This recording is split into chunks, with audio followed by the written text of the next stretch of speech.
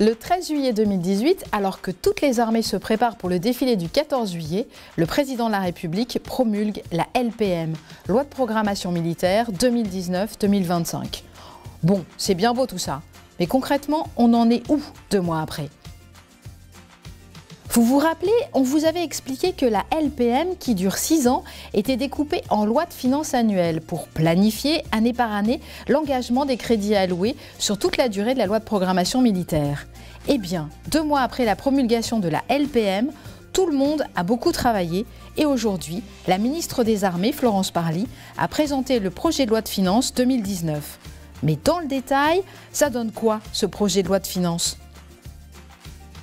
Cette loi de programmation militaire de renouveau constitue un tournant dans l'histoire récente de nos armées. Avec un budget de 35,9 milliards d'euros, l'effort de défense atteint désormais 1,82% de la richesse nationale. L'objectif du président de la République est de porter le budget des armées à 2% du PIB en 2025. La LPM 2019-2025, c'est 4 axes forts. À hauteur d'homme, le renouvellement des capacités opérationnelles, le soutien de notre autonomie et la construction d'une autonomie stratégique européenne, l'innovation face aux défis futurs. Le PLF 2019 décline ces axes en mesures concrètes.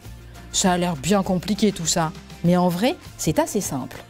Le premier axe à hauteur d'homme, ça veut dire que le projet de loi de finances 2019 place le personnel militaire et civil du ministère ainsi que ses familles au centre de ses préoccupations. Concrètement, il s'agit de permettre à chacun d'exercer son métier dans les meilleures conditions pendant sa formation, au cours de ses entraînements et au combat.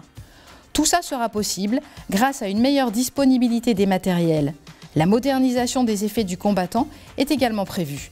Avec de nouveaux treillis, de nouveaux gilets pare-balles, le soldat sera mieux équipé. Enfin, les conditions de vie du soldat, du marin, de l'aviateur et de leur famille seront améliorées grâce aux 57 millions d'euros investis en 2019 dans le cadre du plan famille. Bon, ok, à hauteur d'homme, je vois, mais ça ne suffit pas. Côté équipement, j'espère qu'on aura aussi de bonnes nouvelles. Les équipements, c'est le deuxième axe du projet de loi de finances. Le PLF 2019 prévoit de financer le remplacement des matériels les plus anciens et d'accélérer la modernisation des armées. Et vous verrez, il y en aura pour tout le monde. En 2019, on va recevoir plein de choses. Par exemple, pour l'armée de terre, on aura des Griffons, des VT4, les hélicoptères NH90 version terrestre. Pour la marine, la 6e frégate multimission Normandie arrivera à Brest. Les 2 premiers avions Atlantique 2 rénovés arriveront à Landbiway et 2 bâtiments de soutien et d'assistance hauturiers, Seine et Garonne, arriveront respectivement à Toulon et Brest. Enfin, pour l'armée de l'air, il y aura un avion ravitailleur multirôle Phoenix, des drones Reaper et les nouveaux avions Pilatus PC-21 pour la formation des pilotes.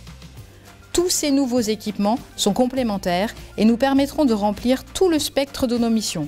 Bref, avoir un modèle d'armée complet. C'est plutôt bien tout ça, mais ça nous positionne comment par rapport aux autres pays ?